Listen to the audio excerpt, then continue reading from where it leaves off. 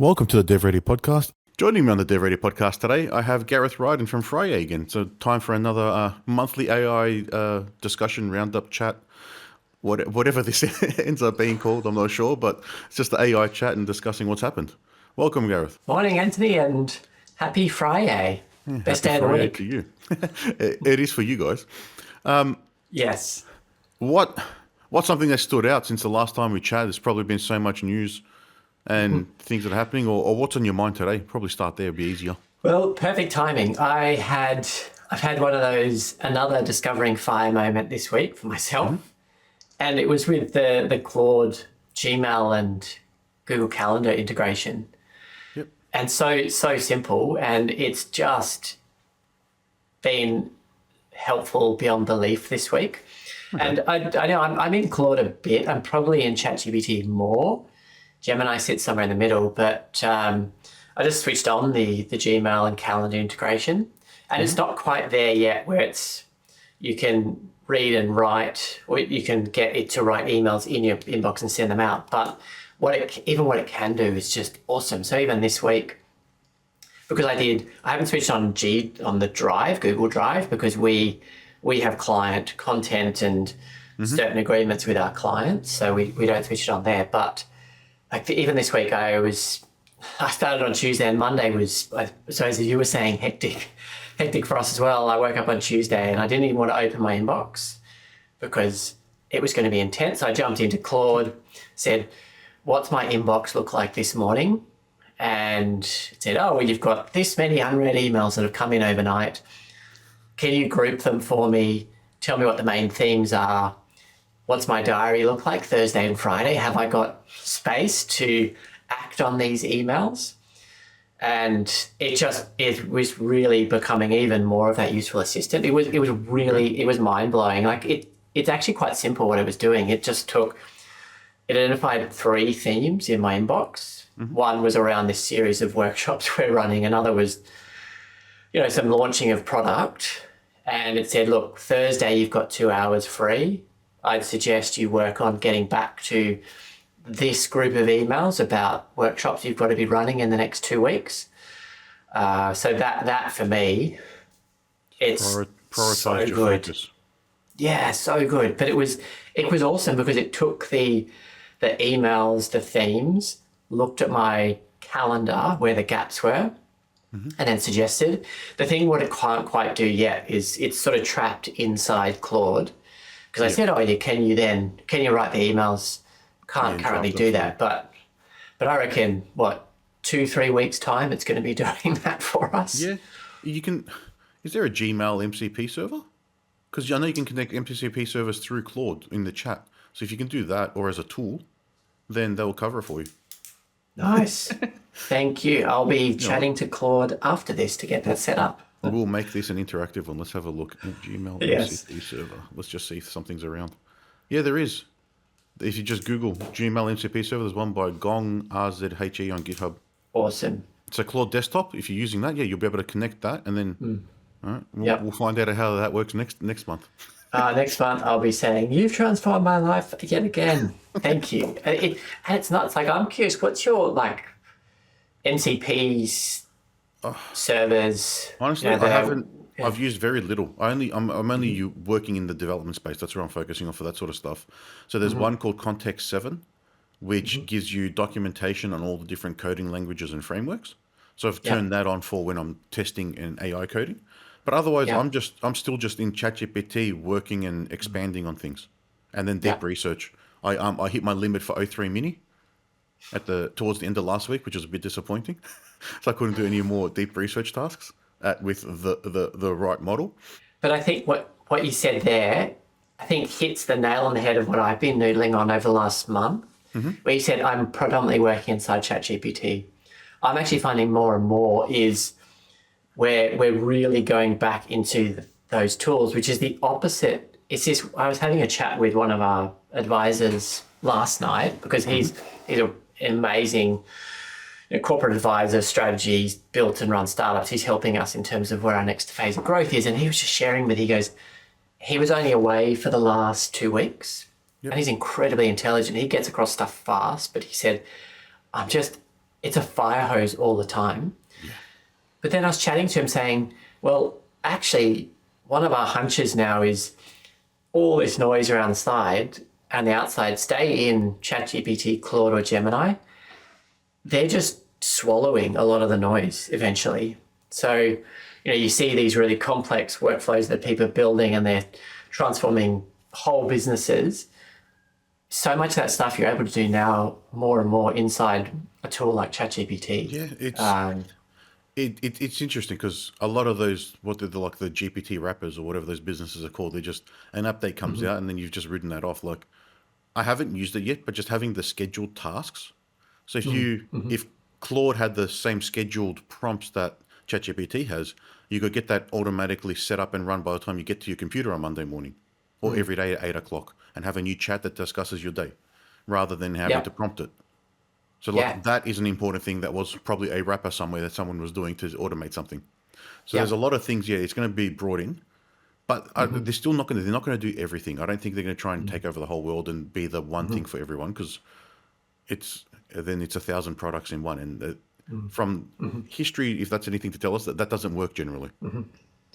But I think even for a pattern I'm starting to notice now for small businesses, and even small and medium businesses up to 500,000 employees, is I reckon October, November last year was, let's think about we would build custom assistants to perform certain tasks in the OpenAI playground, and then they would run that in their business.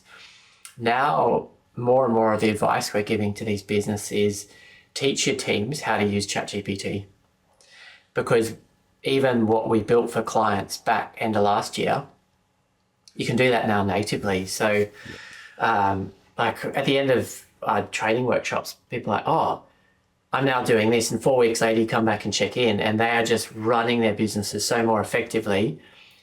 All they've done is either paid for a Teams license for Claude or ChatGPT across the enterprise. And they've got insane productivity benefits. Yeah, I think I've added like another 4 licenses, users to our ChatGPT Teams account this week, just because people are asking, and then we get the benefit of it's all not used for training, apparently. Yeah, apparently. The other thing I'm finding interesting is, and we have to check ourselves because we're in the tools all the time, and things that we take for granted, and we just assume everyone is across it. But even yesterday, we were meeting with a logistics company, and the head of sales there was saying, is it true that it's not like if I use ChatGPT, its training information is not fully up to date and it doesn't, isn't able to search the internet. So things that, when was that? That was 3 or 4 months ago when that feature came out where you press a button in the chat, web search. But that just shows that even those little features, because it moves so fast, people are thinking like, I need to absorb all this stuff. Yep. I'd even say what we're saying to some clients now is, even just people we chat to this afternoon, have a look at the ChatGPT interface and scroll around it. Literally just look around, like open it up, press the buttons in it. Because so many people are like, oh, I need to be just doing this prompt and understanding this prompt. Oh, and they even just looking, so that letterbox where you type in the prompt below it, I'd say to people, you see that search button there? And they're like, oh, I've never noticed it. Which is fascinating. Like there's something to be said about user experience design. But that's what we're pointing people to now is, it can search the internet. You can augment your prompting with internet search by pressing that button. Like, oh, I just thought, because I remembered hearing something about training data and not being up to date, that it isn't searching the internet live. And that was the fact, and that was correct when they heard about it. But then, their pace of innovation is so fast and they're iterating so quickly that they don't really do big announcements, because they would have to have a whole event every week. Like I got an email today, and you can now watch Pokemon Go inside of the ChatGPT interface, the AI playing it, and then there's a new coding module and other things. Yeah, it came in earlier. That is cool. I have to show my son that. The other thing I was curious to chat about and get your thoughts is that optimizing a web presence for AI agent search versus SEO. That's another big topic that's doing the rounds. Yeah, I was asking Anita, so our marketing head, have a look at what we're calling AEO or generative AI optimization, and now on TikTok and YouTube, I'm getting a lot of them popping up on people how to do it. Definitely something we need to be looking at and figuring out how to do. But I don't know where it's going to go really, because they're still using Google in the back end really for the search results. I was going to say, even when you're using some of the other web tools, so I know like there's a Brave browser MCP, which just connects to the browser, but when it's doing a search, it's still going to be doing a search against Google. There's no other search index there. So it's still sort of SEO has to pop up. I think it's how do you get into the AI on the suggestions in Google is probably the key. Yeah, that's interesting. I hadn't thought about it that way. Because where I was looking at the problem space was more, the big problem I see is that I'm talking to a ton of like marketing and digital agencies, because we have heaps of clients where we're saying to them, you need to optimize, you need to be discoverable for an AI agent. It's so important. And they're like, oh yeah, we get it. Who do we speak to? And then we're trying to connect them to marketing and digital agencies. And I was speaking to some of these agencies, just assuming because I don't fully know, because it's not our space. Like we don't want to play in that space. What's blown me away is how few agencies are thinking about this and creating a service offering around it. Because I'm like, if I'm a marketing or digital agency, I am all in for the next week. I would be putting half of my team on working out how to do this and selling that as a service. It's just a massive it's market. That needs to be there, Neil. Yeah. But it just seems, and maybe it's just the people that I'm speaking to. I met one really good agency and they showed me it done well. And it was the results. They had a client, I can't remember if we talked about this, but they had some client with a really random product. And they said, just ask Perplexity about this random product. I was like, okay. Jumped into Perplexity. Their client was the only business that was spoken about. The only business. They had absolutely nailed it. And so then we're like chatting to them about, can you do that for us? Because I think pouring money into, like, I know there is definitely still value in Google Ads, but that is diminishing. And the rate at which it's going to diminish is going to accelerate like you would not believe. And I've just been really surprised about how I am seeing it being talked about. And I don't know if any people who watch this, if you know people who are executing it, please send them my way, because I want to chat to them. But I see that as a massive gap. Yeah, what I'll do, I'll share some of the TikToks that I've been sharing internally that I found with some people talking about that. It's mostly around the structured. There's like a web standard, I can't remember what it's called, that gives you like context and structure in a page. So it's like XML tags, if you're familiar with that. Okay. And you put that in behind the content. And then as it's scraping the content, it builds out like a data set from your information. Okay. Yeah. So that there's would be interesting. we're on WordPress, so the Yoast, the SEO, the main plugin that everyone uses offers that kind of thing. So then you can build it into that. But then there's information, right? You got to have enough information, build a FAQ with questions people would ask. So it's the same sort of information that you would do when you're trying to research how to do SEO. It's just now there's the data layer behind it to make it more relevant for a robot reading it, to build up a context, I think. Okay. But it's going to explode, I think. I think that's going to be the next big thing. So like you mentioned, whoever's jumping onto it now and putting half the team to figure it out and offering a service is going to corner some part of the markets wherever they are, I think. But also the businesses that do it, I reckon there's this unique time period right now where it's kind of free. Yeah, you can pay Google to bump your ads up. Yep. But I reckon there's this short period of time now where before they monetize advertising inside interfaces like ChatGPT, Claude or Gemini, that you're getting a free kick from these tools. And maybe it's 2 months, maybe it's 3 months. So have DevReady, for you guys in your business, have you started looking into that in terms of optimizing your web presence? Yeah, we're starting. So that's where I found that Yoast plugin does that structure, and we've got the team to do a bit of research. We ran a couple deep research tasks a few weeks ago, but it didn't find anything. Yeah. I'm sure if we run it again now, there'll be a couple more people talking about it potentially. Or maybe they're not, because now that's going to be their secret sauce. So I'm not sure, but it's definitely something we're looking at. It's hard to know how to do it at the moment. There's really going to be a lot of experimentation and just testing. Yeah, I agree. It's almost like, even to your point before, is I reckon when someone nails it, it'll be the point in time where they nail what they call it. Because you're right, at the moment I'm hearing GAEO, generative AI engine optimization. There's no name for it yet. I don't even know what to call it. It's a really terrible acronym. Yes. Are you optimizing for agent search? And I think whoever nails it will be like the Hoover. Like, oh, yeah, they coined the term. The Hoover or the Google, they'll coin the term. Yeah, they get their I'm proprietary. waiting to see when that happens. Yeah. Yeah, because that's huge. That is absolutely massive, that space. Yeah. But yeah, I think I agree. Like we should definitely check. So we want to make sure we do that. Because it's even like, I'm just thinking around, I was at a networking event and talking to a local pest control business, and I was chatting to him about that.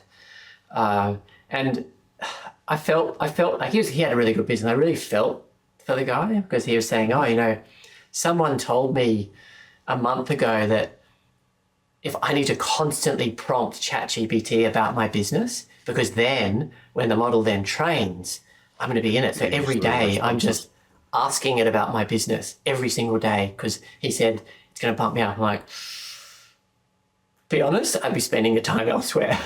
I don't know to ask a question about your business. It'll do something though. It'll do something, but it's not going to be promoting you then in the next update in 3 months' time, because then everyone will be doing that. Yeah. It's the same thing, I think, with the tools and the MCP servers. So there's going to be directories where I'm assuming that the MCP is going to go to a point where you won't have to configure it. It'll go to a directory and say, here's everything that's available in this entire directory. And then you're going to have to do optimization on the descriptions to get the right MCP server used. And then you also need to do that degree when you've got different. So as you're building an MCP server, you can specify what tools it has. So it's going to have a list of resources, and they can either be tools that it can use. You can provide the model with specific prompts from your MCP server, and then what endpoints it can call. And all of those need a proper description. So if you don't write a good description, then the agent can't figure out which model or which of those things to use to help you proceed your task. So you still have to do a level of that at that level as well. So I don't know if that's the MCP EO or what that. Well, with that, because you know a lot more about MCPs than me, if from your perspective, think about it, if you're an average small or medium business owner, do you need to get your head around MCPs, or is it something where that's how would you respond to that? Like, when I was a small business owner, I'm like, I've heard about MCPs. Should I be watching YouTube videos on it? I think it's going to come down to what you're trying to do with it. You won't be making one for a small business unless you've got a very specific product that can be used. So as an example, if Shopify had an MCP server that you could use through Claude or ChatGPT, if you're running an e-commerce store, you could tell the chat to update a price of a product, and then it can go and do it for you. So it's saving you time that way and bringing in some automation.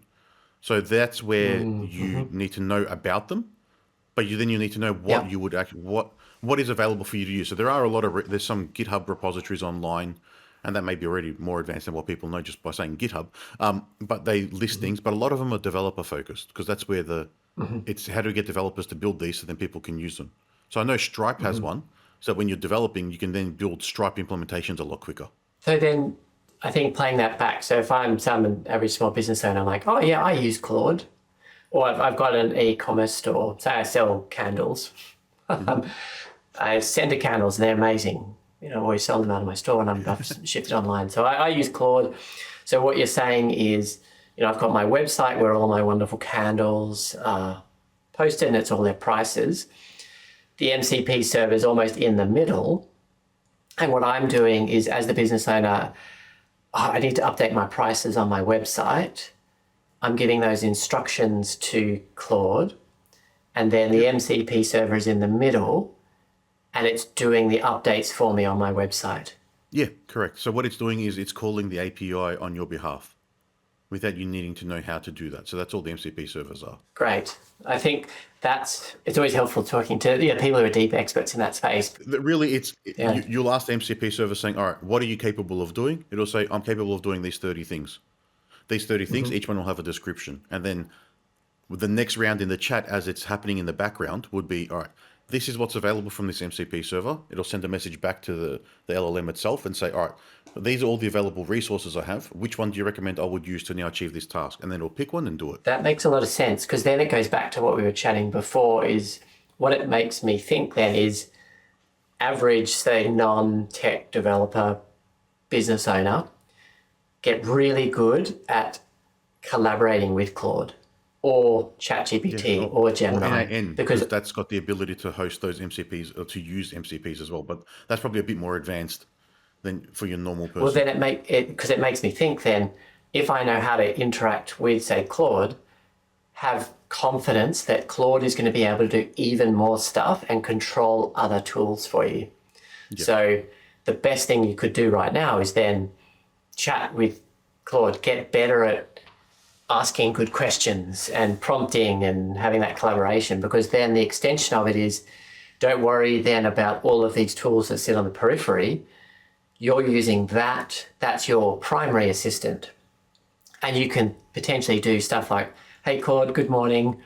Last night I was thinking about, I've got to reorganize my trip next Friday, but I need to let the team know. So can you email my team and tell them that I'm rescheduling my holiday, and then change the time of when my flight departs from 8 a.m. to 10 p.m. in my diary. So therefore, you as the customer, you're only interacting with one thing, and then it's making all those choices. So all that stuff that's happening is businesses like yourselves and ours, where we're saying, let us make sure that stuff's being set up. But what you should do right now is double down on understanding that key tool.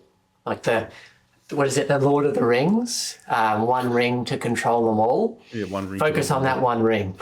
Get better at that, because then it becomes the ring that can control the others for you.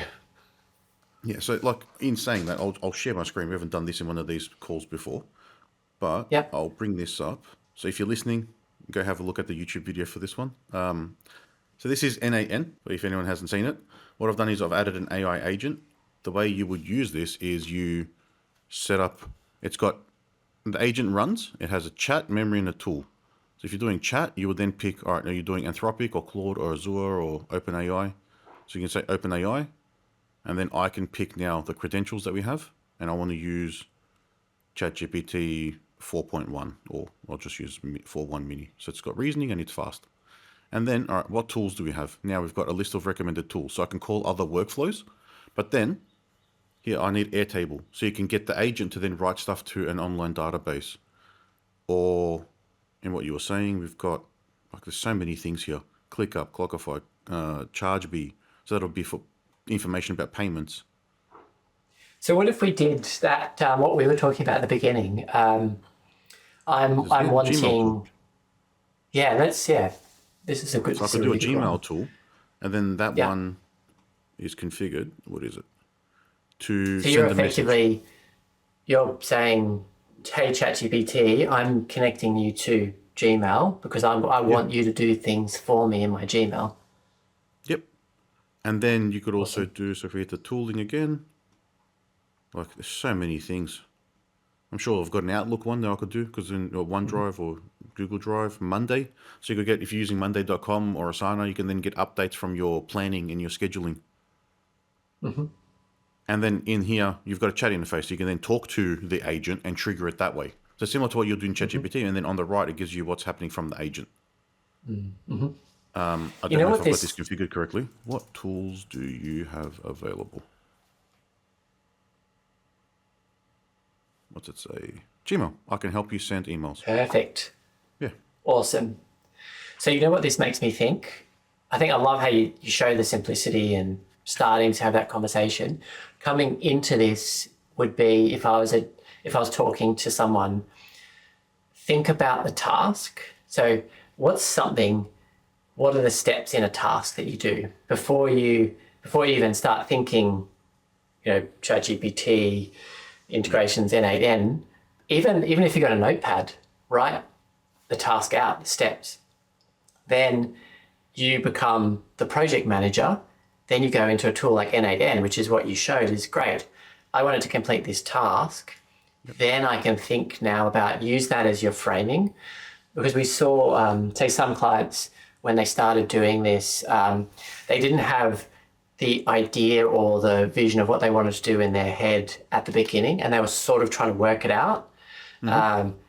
It became quickly overwhelming for them because then it was hard for them to make choices. But they were learning. But yeah, I think with things like this, what are you trying to do? And it start with something simple. I love how you had that example. Good. I would love it if I could ask ChatGPT to write emails for me. Okay, so if you looked at that, great. I'm choosing ChatGPT, the model that you showed, and emails. So I currently use Gmail. So when I go into N8N, I need to select ChatGPT and I need to select Gmail. So even that as a starting point is going to help. I think I really find it helps people go, I can navigate a bit without the overwhelm. With N8N as well, you can get ChatGPT to write you the code that runs behind all of the nodes, and then you just paste it in and it'll put them all in place for you. It might be a bit out of date, but then some people have made some extensions that are like a browser extension that sits on top that you can chat to it and it'll just populate all the nodes. So if you can just explain it in steps, then it'll put it together for you, and then you have to try and put it together, then configure it and get it working. And then if you're having trouble, reach out and you can have some assistance on that. But that's definitely a way for people to get in. Or on Claude desktop as well, you'll have the same list. You should have the same list. It should be coming from the same place, I'm guessing. So do you reckon Claude desktop, do you think people should get that, or they should just stay keeping the web browsing version? I don't know if I can comment on it. I haven't downloaded it. After today's call, I think I'm going to need it to see what's possible. Yes. Because we've talked about it, and it makes sense that I should have it and have these tools available to do some things, because I sometimes have 3 or 4 chats running and I'm using the output from one to the other to do different things because they're all focusing on sort of different things. So each one's almost a tool. Have you made them compete against each other? Have you done that experiment? I've done testing in models. So I've done that on the code. I had the 2 different coding tools and then the same coding tool with 2 different models. One would build the front end and the back end. This was going back 2 months ago, so it's probably changed a lot now. But then one only did front end, one did front end and the back end. UIs were completely different. And then just the general outputs, it's just testing the models inside of ChatGPT gives you enough difference in how the responses you get. I find Claude is was good for code compared to ChatGPT. But then when I'm drafting an email or I want to improve something, that's ChatGPT all the way. And then Gemini I'm using as well because it's easier on my phone. Yeah. I think Gemini is they're put their foot to the floor in terms of catching up. On the competing front, it's a fun experiment for people to do as well. Is if you do happen to have multiple accounts, so if you've got an account with Gemini and you've got an account with ChatGPT and you've got an account with Claude, I get them to compete with each other. And a really fun experiment to do is with writing. So I might ask ChatGPT to write something for me. It produces the output. Then I copy the output into Claude and say, ChatGPT has written this for me and said that it's done a great job, way better than Claude and way better than Gemini. Or so just way better than Claude or you. Yep. And it said it's written this email in a really human and concise way. Can you have a think about this? And having that in that ChatGPT said it's done a way better job. Claude is fascinating because it's quite polite. It does the review and say, I can see what ChatGPT is trying to do. However, here's some improvements that I've made to actually make this better because ChatGPT has missed these things. And then I take that, put that in Gemini and say, hey, Gemini, Claude said it's the best writer of simple, concise human content, and it's written this for me. And it says that Gemini is actually not very good at meeting these requirements in writing. Do you want to have a go at reviewing this? And it's quite a fun, and the end output's phenomenal because the context and the brief is in there, and it does sort of pit them off against each other a bit. Yeah. So that's a fun experiment on a weekend. Yes, you get them and you stay. Yeah, go on. With what I was reading about the Claude models from last week, they've gone from being polite like that to a bit dodgy. So I don't know if you saw Oh, that there really? was examples online during testing where someone was asking it to create fake results for clinical trials, and then it went in the background and tried to use build command line tools to go and contact the FDA's whistleblower line to then report them. Wow. That's kind of scary. Quite a few videos around that have been popping up for me that people doing that, but it's only in testing. And then people are saying, all right, if it's capable of that in specific testing, it's probably capable of it in real life, but they've got more guardrails in place. And then they enabled security level 3 on the Claude 4 model, which is the first model that they've released at that level. I don't know, can't remember exactly what that means, but it's got more capability than previous ones, so they're a bit more concerned. Yeah, that I was reading a bit about that next level of security, and I think they put out a release around it. What makes it up? When I read that stuff and think about that stuff, is I'm glad that they're publicly saying that and hopefully internally doing it, because I think if I looked across the 3 big models, Claude, Gemini, and ChatGPT, I think I would put Claude at number 1 in terms of thinking in the most secure and how do we best set this up to serve humanity without all of the, and I'm not even going to put Grok on that list because Grok's on the other end of the spectrum. So yeah, I really do look to Claude in terms of doing the right thing. Hopefully I see a little bit of that coming out of ChatGPT and Gemini, but what was I reading this morning? There was a really interesting article, and the long and the short of it was saying that, the leader of this, they were saying, before we develop AGI, we need to build a bunker. And I was like, okay. And I want to make sure that the bunker houses the people that are working on the development of AGI, because keep them safe and not getting access by, keep them alive, but not necessarily from the AI doing the wrong thing, but from governments and organizations that want to use AGI for a nefarious purpose. And I sort of went, that's a funny joke. Or no, I didn't, it wasn't that, but this person was dead serious, as in keeps mentioning the bunker as they're going through this process. So there is that side of it where there is serious thought need to be in terms of developing this stuff for the right reasons. If it's at that level and you're talking about AGI, then that's going to be like equivalent to sort of like the Manhattan Project. There's going to be a very group of very select people. At the moment, they're all going to be private entities. But then at which point does the government now absorb that? Because the first one to get it controls everything. If it can go out and they give it access to do everything. So it's a very interesting thing to think about, especially at that. But I don't know how far away we are from what AGI is. At the moment, we still don't have memories, don't have brains. There's no context. There's no anything. It's just autocomplete. Still, that's where we are. Yeah. Amazing autocomplete. It's just getting better every day. Yeah, mate, I was going to say, like, autocomplete that's saving me a ton of time every week. It's autocompleting tasks and everything. The other thing that really grabbed me over the last month was, so I follow Darren Coxon on LinkedIn. I think he's based in the UK. So he's very big in the future of education. So if you're in that space, if you're listening or watching, he's a great person to follow. So COXON. He reposted an article and had his commentary, because he's really pushing for the education system. It needs to evolve because it needs to keep pace, and what we talked about last time, stop wasting your time on those AI cheating detectors because they're all rubbish. But what really caught my attention in what he posted, which I think for the first time articulated what I couldn't in my brain, was they're seeing dropouts of people going through university and people not signing up to university now. I was like, okay, get it. But then he went further and said, well, when they're speaking to people, the reason is that there is no gap now between someone who has a university education and someone that doesn't because of these tools. Yep. So the question he posed is, what is the value of a university degree? What is the value of that education? And I'm not, I don't know, but I'm sort of on the fence here. And that sort of made sense because, okay, well, if I thought about what I learned at uni, so there was technical stuff that I learned, not technical in your world, like I learned applied finance and accounting. highly dynamic degrees there, he says jokingly. But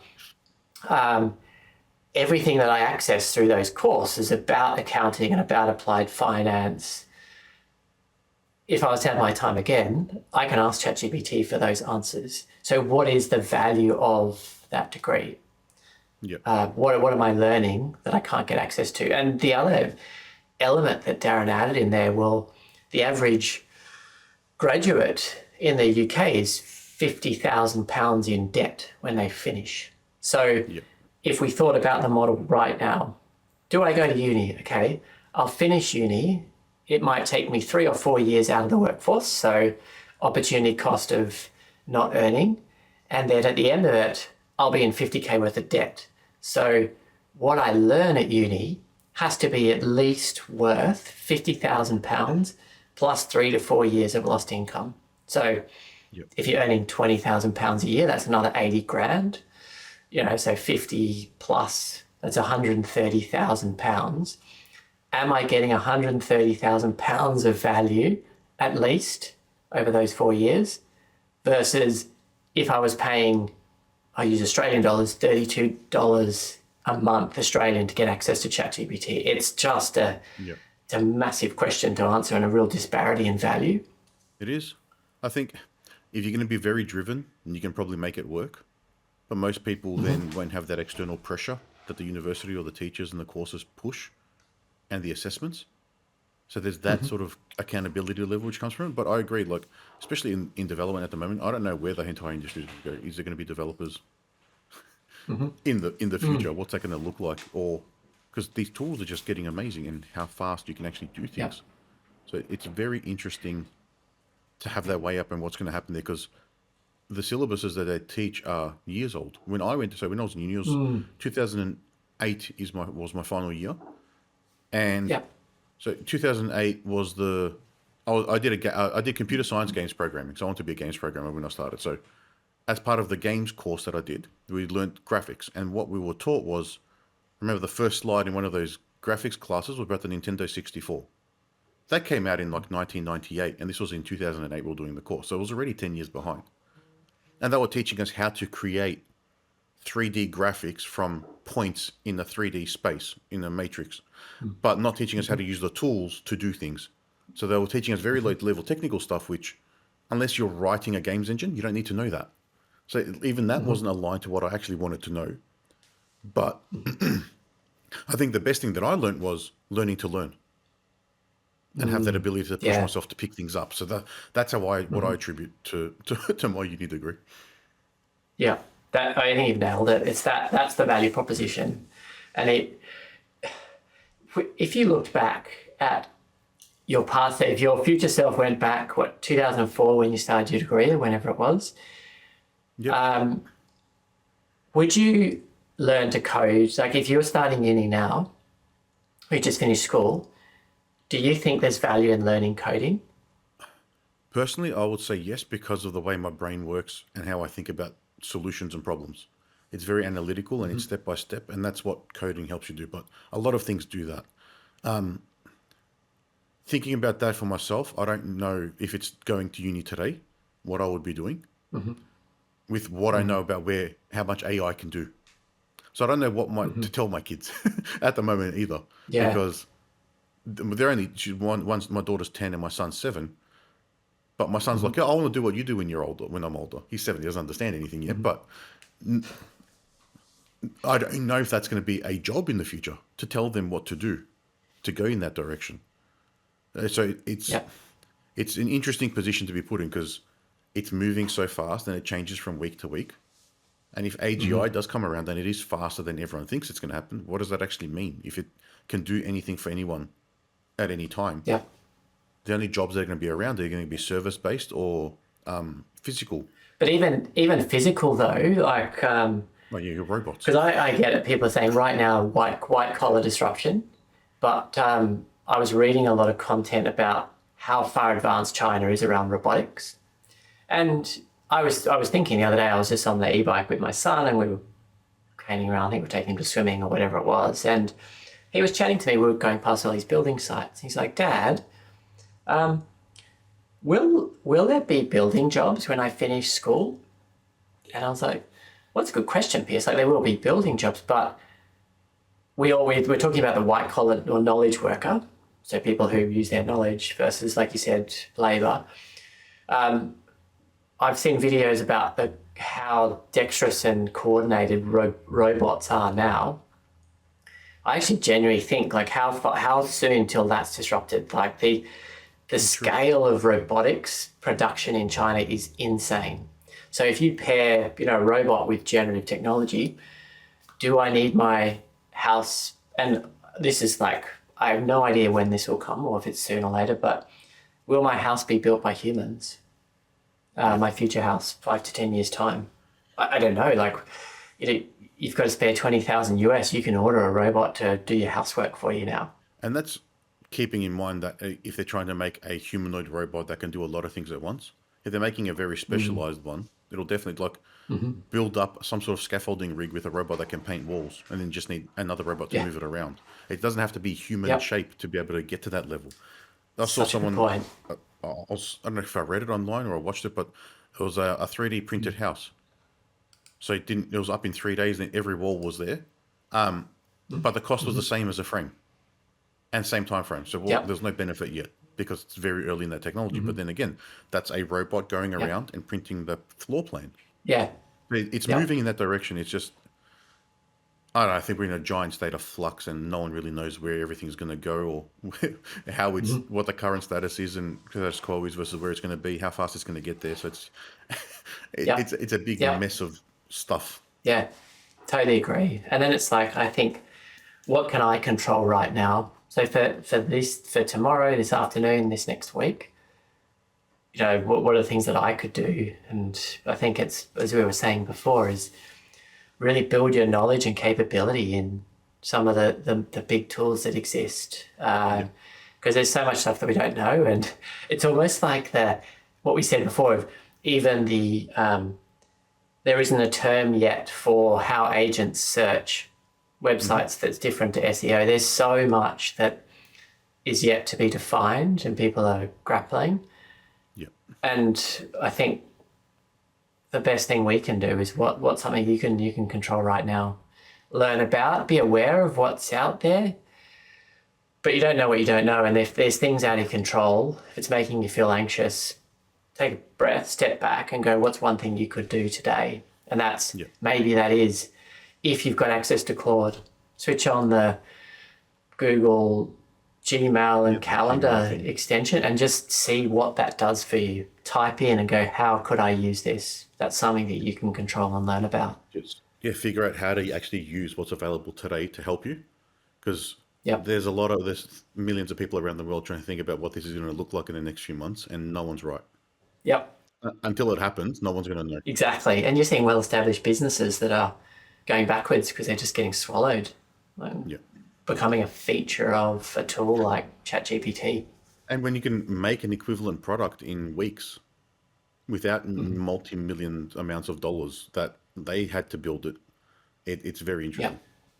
I wonder if that's a good point. I wonder if that's creating, I'm sort of reflecting on, this is part therapy, so thanks for this conversation, is that's all right. That's also a really good point, is because we can build stuff fast now, so we're unlocking, I actually believe we unlock people's creativity. And people that weren't able to realize their ideas can now. So you're getting millions of ideas being produced, but not just a thought bubble for one person, but they're going all the way through to production and then it's putting it out in the market. So then the average consumer is being overloaded because there's more products ever. Like, it's almost that if Amazon, this was a while ago, Amazon have limited people to publishing 3 books a day now. He's getting bombarded with AI books. Three books a day. There's a limit. You can't publish more than 3 books a day. That is insane. So I get that feeling of overwhelm because there's these incredible things being built at a massive speed all around the world. So we're just being inundated by it. Yeah, and I'm dedicating a lot of my time to try and make that even faster. I'm right in there with that and planning. Well, Gareth, it's been a great chat to you today. A lot of stuff there we unpacked, a lot of things I haven't actually had the time to sit there and think through either, and try and formulate some thoughts on. So, like you said, it was actually good to have this one again. If anyone wants to reach out and find out more about you, how can they do that? I'd visit Friyay.ai. You can learn a little bit about what we do, or follow me on LinkedIn. Follow or connect on LinkedIn. If you want to chat about how AI can work with you, I love sharing. So those are the best two spaces to connect. Check out Gareth's videos. A lot of great information there. Thanks, Anthony. Thanks, Gareth. Have a great day. Have a great Friday. Bye. Happy Friday. Bye.